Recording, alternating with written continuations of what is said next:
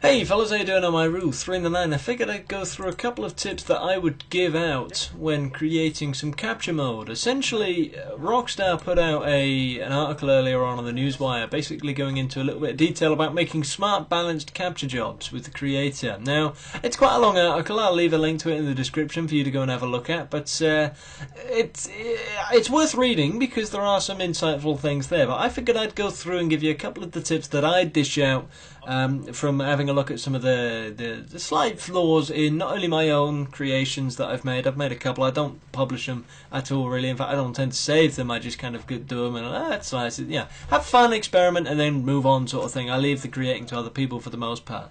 But from a few things that I've seen, especially when it comes to objective-based stuff, is slight imbalanced gameplay, and it's very difficult, I think, to get balanced. But when you do get a balanced game, it can be very, very similar to a lot of other stuff. And when I say that, I mean balance comes through a pattern, and once you have that pattern, it's very difficult to stray from it without making things unbalanced, which is why a lot of people believe that something like Call of Duty, the maps are always the same, because you've got, when it comes to domination, you've either got linear or you've got the triangle type thing, which is just, there you go, one there, and one there. 3 points which you collect. They tend to be equally spaced apart at different parts of the map, and it's equal to give everyone a fair chance, which is what I would suggest when creating any capture modes. If you're going to put a couple of, I can't remember which one it is where you've got to put a load of objectives around. If you're going to put more than one objective for you to go ahead and collect or grab and hold,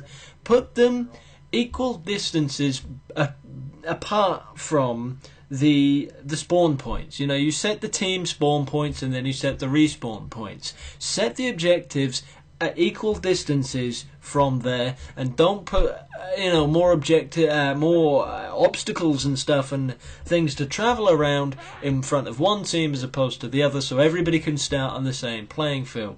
When it comes to putting weapons down, you don't want to put too many stronger weapons on one side, not on the other. You kind of maybe want to stick them in the middle, a couple are hidden. You want to dot them around a little bit, but you don't want to give anyone a bit of a favour. If you're putting vehicles down, you don't necessarily want to put a fast car on one end and then not one on the other, or you don't want to put 2 on one side, none on the other, even though one might be further away. If someone's got a little bit of skill with the gun, they'll be able to stop anybody from getting it, blah blah blah. So you see where I'm going here. It's very simple stuff like that. It's just because you see it occasionally that people, I struggled a little bit at first because Rockstar require you to put in a lot of spawn points and a lot of respawn points, which on a smaller map can prove to be quite testing to do, because if you need, you're going to have a fair few people in a match, you need like 2 spawn points for everybody, I think, or something something crazy like that. If it's a very, very small map, I tried doing one of the docks, and you've kind of got to spread it out a little bit. You've got to make the place bigger, and in doing that, a lot of the playing field is then left open to one team, which makes that area not necessarily very good to play in. So I think the best way to get a balanced map is to go from, have it a bit of symmetry, if it's possible. I mean, that can get very boring, and it's very difficult, in fact, I think, to find that sort of area in GTA.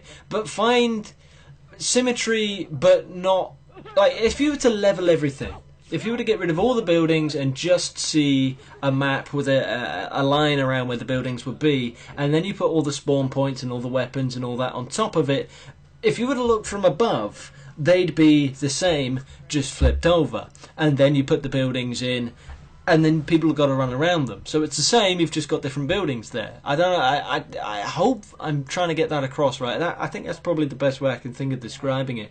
And that's the way I've gone in when I used the creator occasionally. Like I said, I don't tend to use it very much because, I don't consider myself very good at it. I think anybody that's, competent at it should do it, and I'm probably not the best person to do it. But from what I used of it, that was how I went about making something. And I think I made something, if I did publish it, it would be okay. Of course, you'd need tweaks and stuff. But that's just a few things, I guess. I want your thoughts, though, of course.